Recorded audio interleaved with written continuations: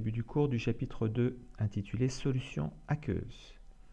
Donc grand 1, solution aqueuse, un mélange homogène. Donc on va voir d'abord de quoi est composée une solution. Eh bien une solution, c'est un mélange homogène donc, d'une ou plusieurs espèces chimiques qu'on appellera solutés et qui seront dissoutes dans un liquide appelé solvant. Donc le solvant est l'espèce majoritaire et le ou les solutés sont les espèces minoritaires présentes. Alors, un cas particulier important, c'est lorsque le solvant est de l'eau. Dans ce cas, on parle de solution aqueuse. Voyons à présent la notion de concentration en masse. C'est une notion fondamentale. Auparavant, on parlait de concentration massique. Donc, c'est quoi la concentration en masse? Eh bien, la concentration en masse, qu'on appelle aussi titre massique, noté T, d'un soluté est égale à la masse de soluté dissoute par litre de solution. Donc, on va pouvoir écrire la relation suivante.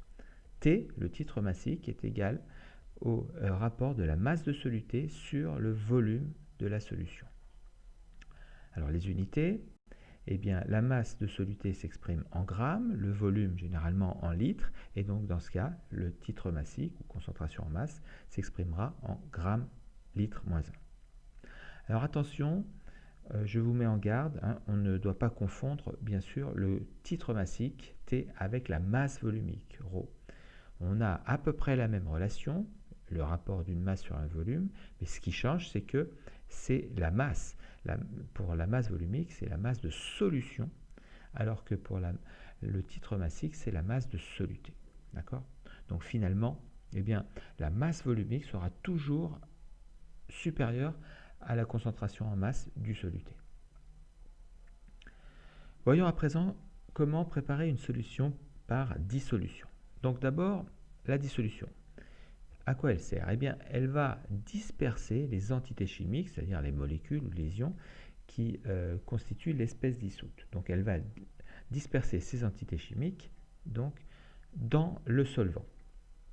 Alors, pour cela, il va falloir qu'on pèse une certaine masse de soluté solide, donc à dissoudre dans le solvant.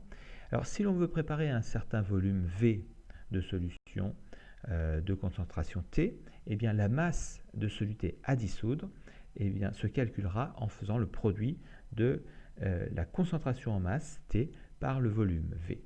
Donc, la masse sera en grammes si la concentration en soluté est en grammes litre moins 1 et le volume en litres. Alors, voici une petite image. Donc, on commence par peser la masse M de soluté à dissoudre et ensuite, eh bien, on va verser cette masse dans une fiole jaugée et on choisira pour la fiole jaugée le volume V de solution à préparer et on ajoutera ensuite notre solvant. Donc,